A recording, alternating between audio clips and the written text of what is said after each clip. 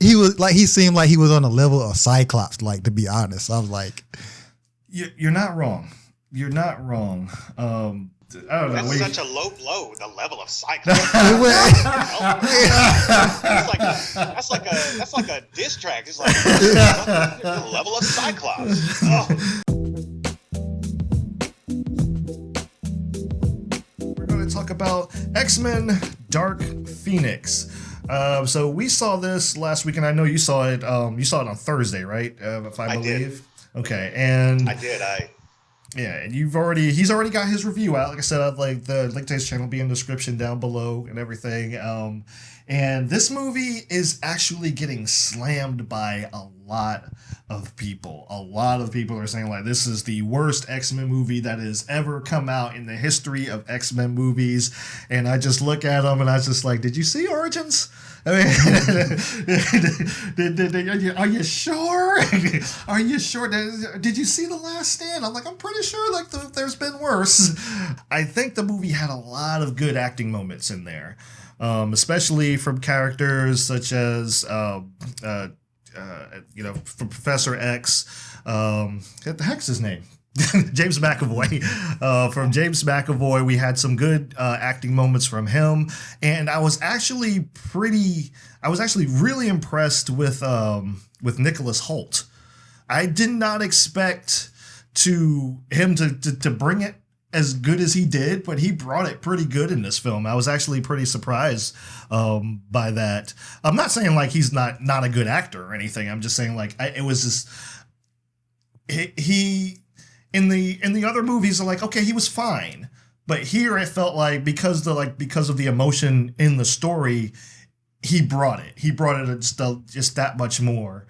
I don't think you could really go too wrong with Magneto. He's kind of like you're given. That is like, okay, if the movie is going to be anything, like he's going to be good in it.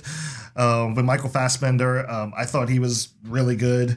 And I would say probably the drama in the film, because, and then maybe like I said, may just be me, but in the first X-Men films, the original trilogy, I would say probably the first two, and Logan, the drama is really what set these movies apart from any other superhero movie. Like the character moments and just really diving into what makes these characters tick and what sets them off, what are their, their adversity towards each other. And I really appreciated like legit drama. And I think every time, and I'm going to get into this later, I think every time they delve towards going to the superhero route of the movie, that's when it kind of starts to tank a little bit, when they try to be too much of, for lack of a better way to say it, when they try to be too much like the MCU. It's like, no, this is your wheelhouse. This is where you've worked, and this is where things work for you. This is probably where you should stay. Don't go too far out, because then you start messing up and you start shoving too much stuff into these movies and everything. And then we get movies like The Last Stand. We get movies like X-Men Origins, which is just like, oh, we just want to focus on the action and get to point A to point B. I was like, no, focus on the characters. The characters are what really make this story go, what really makes this series tick. And I guess the last thing that I would say, like, as far as good, I would say fine were the special effects in certain cases. There were, and I wouldn't even say like special effects 100%, because there was just camera work in certain areas that I really thought were like the way the film was shot was done really well, as far as the Dark Phoenix herself. Like when she becomes Dark Phoenix and you see her enshrouded in shadow, like there's CGI there obviously with the crackling on her face and everything, but that's a lot of that's just her. And that's the difference between her and Famke Janssen's character, where they really honed in on the CGI in X-Men 3. This one was just like, all they did was just use shadows, and it made her a little bit more creepy in that regard. It made her a little bit more like, oh, if I were going in that, if she was like my daughter or something, and I'm just like, what did I tell you? Didn't I tell you to do the dishes? She gave me that look. I'd be like, Next time you just better do that. Just close the door and get the heck out. One thing that, and I completely forgot to talk about it in my review. What's that? And I felt bad, and I just remembered it when you were just talking about this Phoenix versus the last Phoenix. Was Sophie Turner's performance, because the way that she acts in this, it is crucial that she brings a believable portrayal to this with, ethical issues back and forth. And I mean, there were some things that she had parallels with Femke Janssen, with, being on one side and then going to the other side. And if she isn't believable, then the whole opera falls apart. Right. And I think that I maybe because it's such a bigger ensemble cast that she's overlooked, but she really did a great job. Yes. And that's something that I forgot to actually address, because I was so focused on the fact that we finally got an emotional storyline with Beast out of, the last 3 movies. He's just kind of like, he's there. Right. It's like, okay, in First Class, you're there to, you can fly a plane. And in this one, you're going to be, the professor's, hand servant. Right. And so with this one, he actually had, he's at odds with Xavier. With this one, he joins Magneto, and because he absolutely has completely fallen out of trust with Xavier's motives and what he's, going up against. And so because he had such an emotional, growth spurt, I was like, oh, wow, this is, great. I've actually cosplayed as Beast a very long time ago. And so to finally actually see him, shine in a movie, I was like, yes, this is what I want. And I completely glossed over the fact that Sophie Turner is amazing and completely believable. Yes. In this from both angles. Aside from the screenwriting, which we haven't gotten there yet. Right. She did a fantastic job. And because of that, the movie is much better than it very much could have been. There was a character that I was actually pretty disappointed in. And that was actually Ty Sheridan as Cyclops. And I felt really bad seeing this, because I felt like this was the movie that, Cyclops can start coming into his own as the leader. And there were lines that I felt were given to other people that he should have had, because, when you think Cyclops, you think he's the leader. He is the guy that's going to bring this team. He's going to take over after, because, spoiler alert, Mystique dies in this one, if you couldn't tell by the trailers. Yeah. But, I felt like he was reduced to kind of being a love interest and kind of the muscle for Professor X, when he's like, okay, he's the bodyguard at this point, or, with dealing with Phoenix, and like he's just the love interest. And I'm like, you can do more with him. And like I said, he was doing the best he could with what he had, but I'm just saying, like, from a character standpoint, like, this should have been his movie to kind of to step up.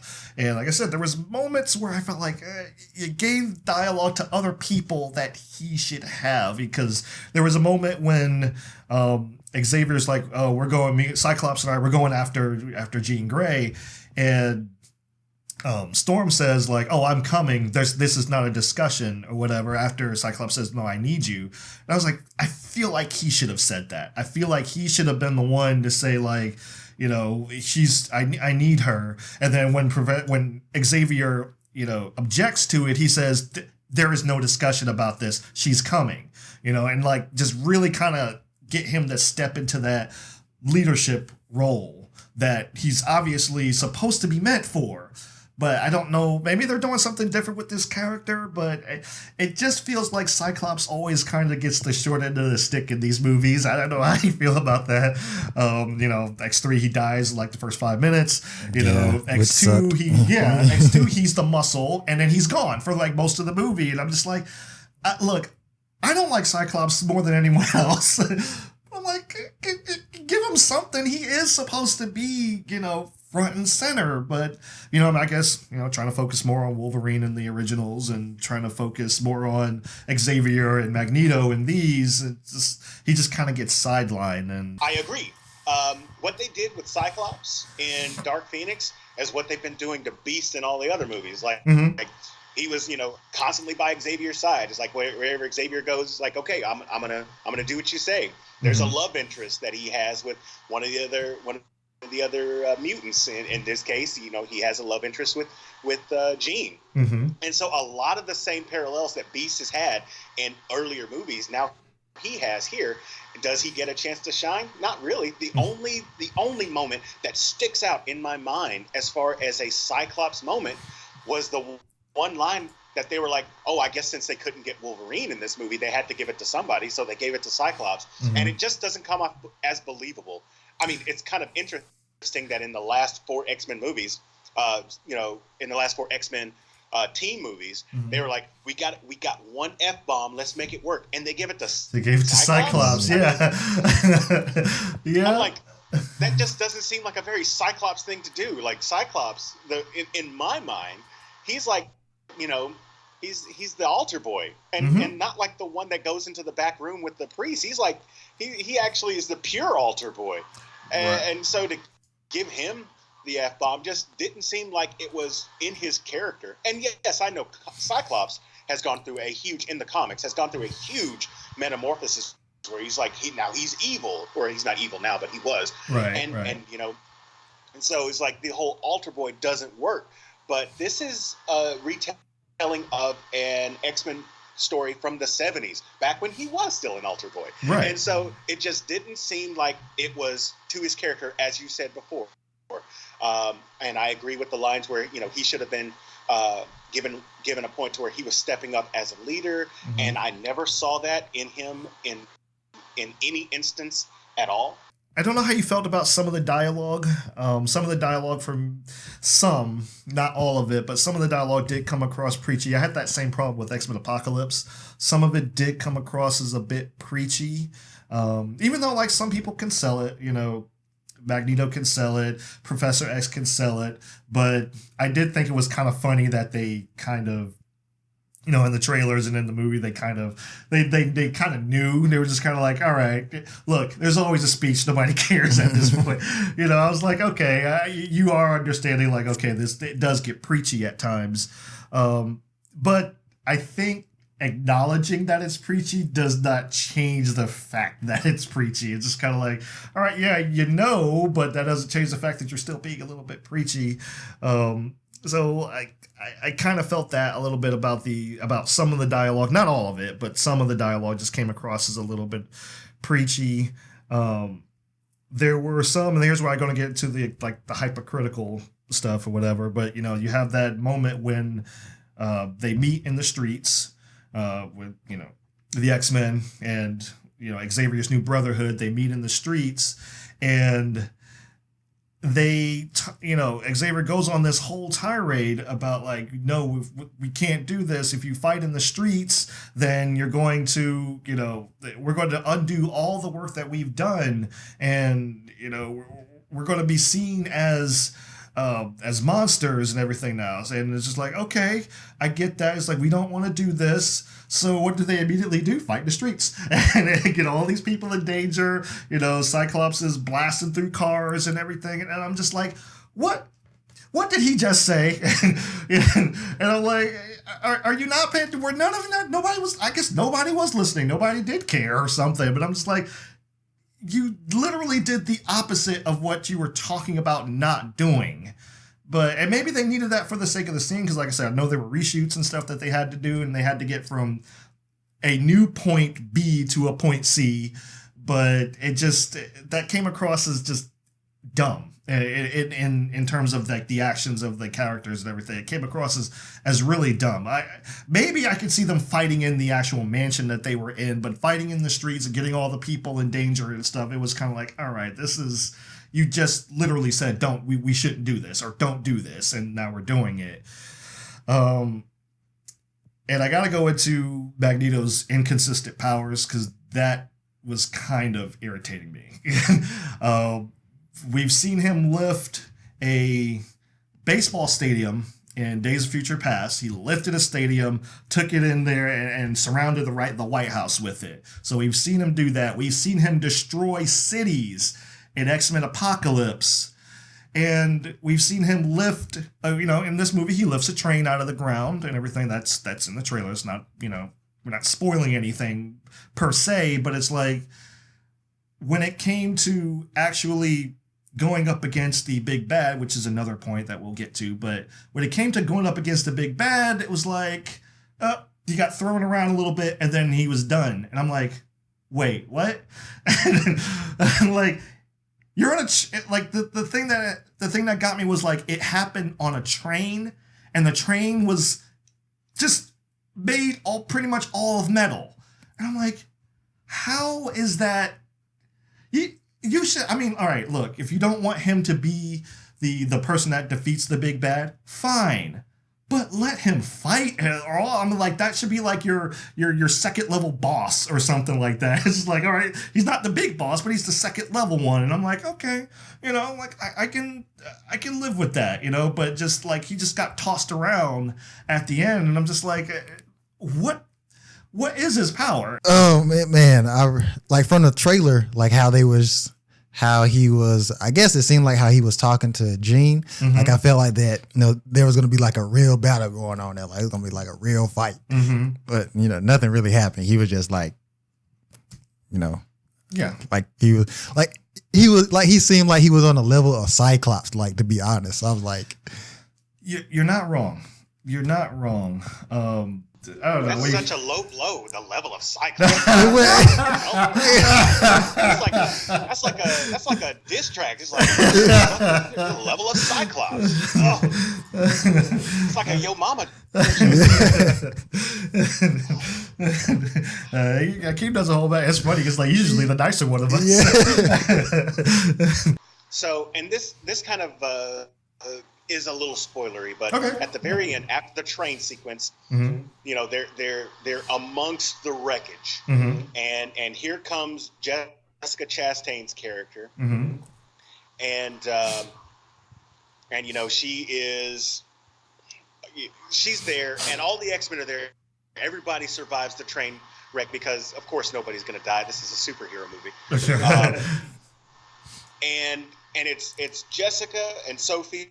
Or Jean and whatever her name was Vox, by the way, or Vux, Vux. Uh-huh. I was gonna make a bad joke in my review, but I was like, I'm not gonna even play it that far. So it's Vux and it's Jean, and mm-hmm. they're kind of having their energy CGI battle, mm-hmm. and all of the X-Men are standing around in a circle watching it. They are not engaging in the fight whatsoever. They're just spectators. And at no point in the X-Men history have they ever just been sidelined or spectators to an event that can have such an immense catastrophic effect on, either their lives or the lives of the entire world. And in the previous movie, X-Men Apocalypse, there's this catastrophic event, and the X-Men go forward and are proactive in trying to stop this threat. And the same thing with Days of Future Past, and the same thing with First Class, mm-hmm. and all of the X-Men, even when you're dealing with the cartoons or the comic books, they don't just stand by and let things happen. If it's going to affect them or the entire world, they get engaged, they get involved, they do something, and they're just standing there watching this happen. The only other time that this kind of lack of engagement happened that I can think of was during the Onslaught series, the very last comic book, mm-hmm. where the Avengers had to fight Onslaught, but the X-Men couldn't do anything at that point because if they touched him, then because they had a mutant gene, they would get absorbed with the Onslaught energy, and it would be like starting all over again. So they had to wait until a certain point, and then they could attack. But at least they had to wait for the signal, and then they attacked. In this one, they were done. They were like, okay, the train's wrecked. Where's our check? Come on. Make it out to James McAvoy. There we go. Thank you, Mr. Kinberg. So it didn't feel like my X-Men because they weren't engaged. They didn't do anything after that train fight. And even, Cyclops was like, no, it's like because of the energy that they were putting out, he was starting to disintegrate. And, he's like, no, we can't do that. But even then, can't you back up? Maybe zap somebody. Exactly. Do something. Don't just stand there. It's like, oh, no, stop, please. That's what I was like. So he made him seem like Cyclops. I was like, God.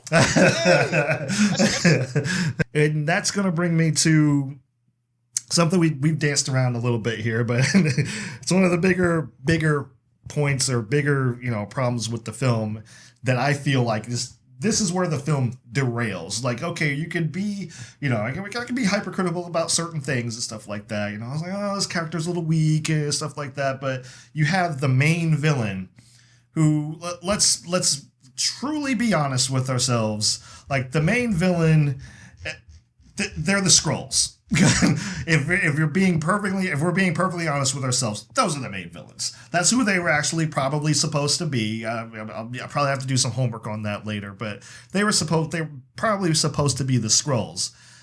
But they're nothing. They are just literally an opposing force.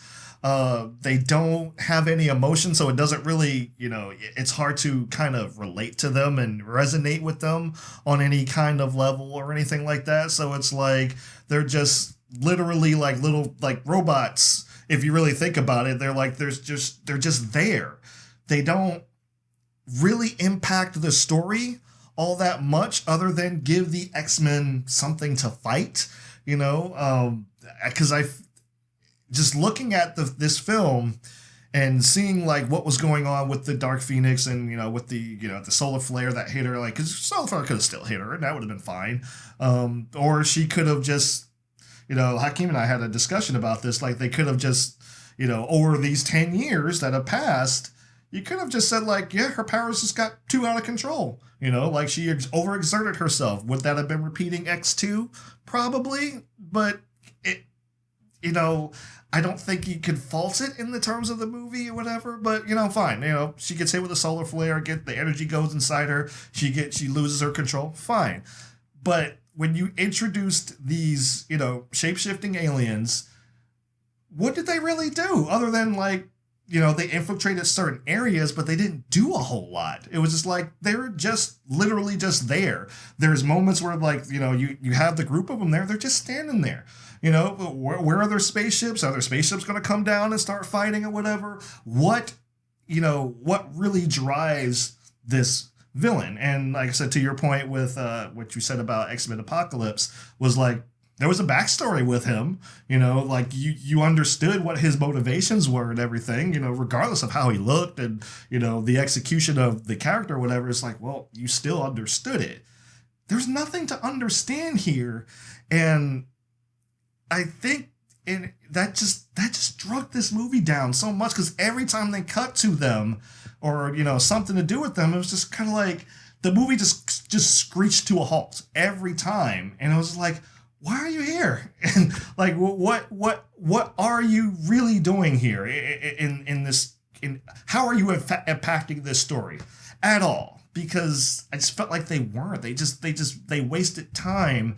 And honestly, it just felt like they did it because they wanted this to be a superhero movie.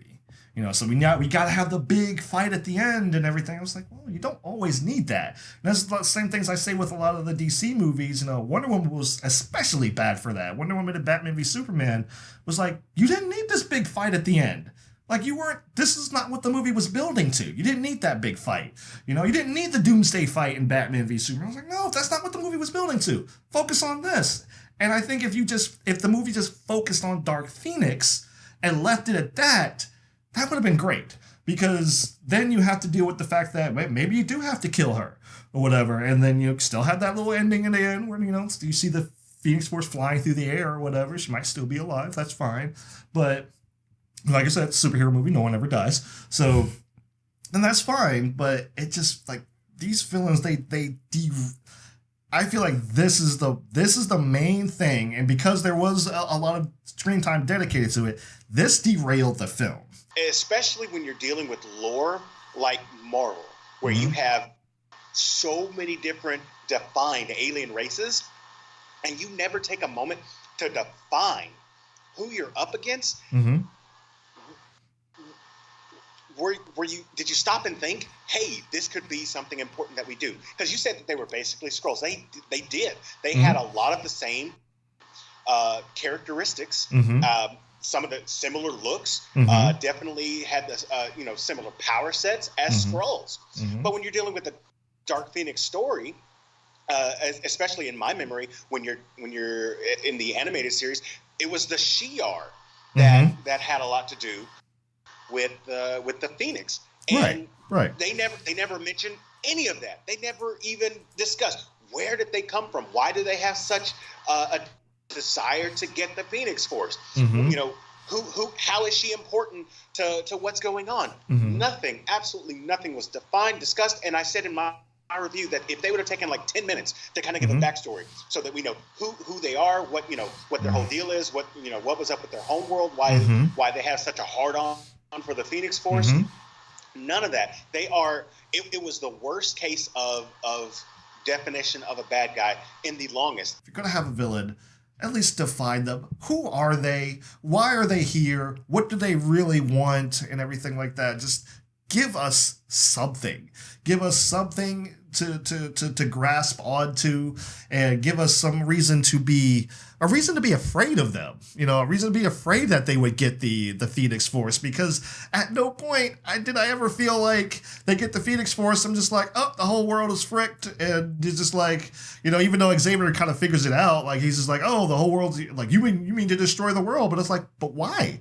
Why do you want to destroy the world or whatever? Oh, you had something so good. So good. You had something so good right here. Even with like the flaws with certain characters and everything, even with the inconsistencies of Cyclops. So you got me calling yes. But even with like the inconsistency with Magneto's powers, like all that aside, it's like you still had something at its core that was really like you could have really done something with this. And you just didn't. You decided to go this route for whatever reason. And like I said, for me, like just analyzing him, like this looked like they were just trying to make it a superhero film. And I'm like, or they were trying to, because we got to have this big climactic battle at the end or whatever. And I'm like, well, why not have that with the Phoenix Force? Why not have that with her and bring that ethicalness back to it. It's just like, how do we stop her without killing her or whatever? Because like she's completely losing herself, and over time, she just maybe just snaps altogether, and she goes full on, disintegrating people and stuff like that in her near vicinity, kind of like, I don't know. It's probably like maybe they just didn't want to repeat X-Men 3 or something like that. That may be the case. But I don't know. It's like, I don't think like the aliens just really belonged in there. I think you really could just take them out, and I think that would improve the movie vastly. I had read an article that was about the reason why Dark Phoenix Bond was because of Alita. I get in that another time. But I was looking at the comments. And a lot of them were saying that you can't have you can't do Dark Phoenix, grounded. Like it has to have those outside elements. And I was thinking, no, it doesn't. Like no, yeah, you can have a perfectly good grounded Dark Phoenix movie and it be good. And that's what I felt that this movie was trying to do, but they was distracting you with the aliens. I'm like, why? Yeah, and to just going off of, to address those comments that people left in there, like, were leaving, is like people were also saying like Thanos, like, well, you can only do so much with Thanos. Like Thanos is just a big, galactic villain, he just, he's no better than Apocalypse at this point, or Steppenwolf in Justice League or whatever. He's just like, big, speech spewing, bad guy, big physical opposing force, and look what we got. Look what we got, So I'm like, all right, so you went from this This guy who just wanted to, as I so eloquently put it, he was a galactic force that just wants to get into Lady Death's granny panties. Yeah. He goes from that, and they took him and they said like, nah, we can actually do something. Let's make him this sacrificial like serial killer in a sense. And I'm just like, that's actually that one that's really dark. But two, I'm just like, you didn't have to do that, but you did. You know, you could have just made Thanos this, you know, one-dimensional villain, but they didn't. You know, they gave him something. They gave him some layers to him or whatever. So I'm like, hey, look, if you can ground somebody like Thanos, you know, and make him, you know, seem almost human, you know, almost dangerously human to a degree. And I'm just like, if you can ground somebody like him, you can do anything. There was something that was going to happen with Jean Grey.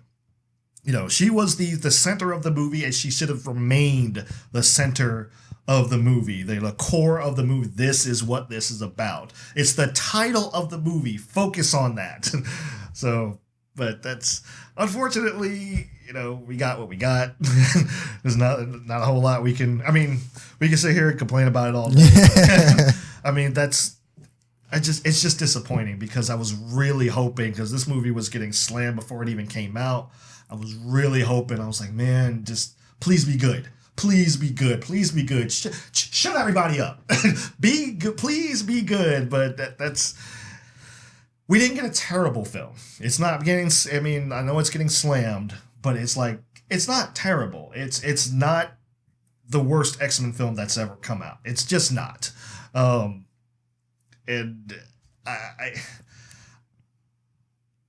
I'm not going to argue that it's not a masterpiece. Definitely not. I would probably say it's probably right down the middle. I would more lean towards it being more of a bad film than a middle of the road film. But I mean, like you say, it's just barely good. I'm like, it's bad, but just barely. It's not like I can still watch this, but I'll still be like disappointed in what they, you know, what they did with it and everything like that. So like it's like I think if you gave it a 61, I would probably be like, I'd be like, it's a 59. You know, I'd be like right on the other fence or on the other side of the fence of it. But Cameron, thank you so much for joining us for this review. We really appreciate you coming out and being a part of doing this collaboration with us and everything. Hopefully we get you out here for some more. And hopefully get you in a Comic Junkies corner, because that's going to be funny. I can let you know right now, that is going to be hilarious. Yeah, man. Anytime. Like I said, you can find Cameron on CBM Reviews on YouTube. Follow him on Facebook and Twitter. All that will be in the description down below. He's even got the shirt. Look at that. Like, he's professional, man. Professional.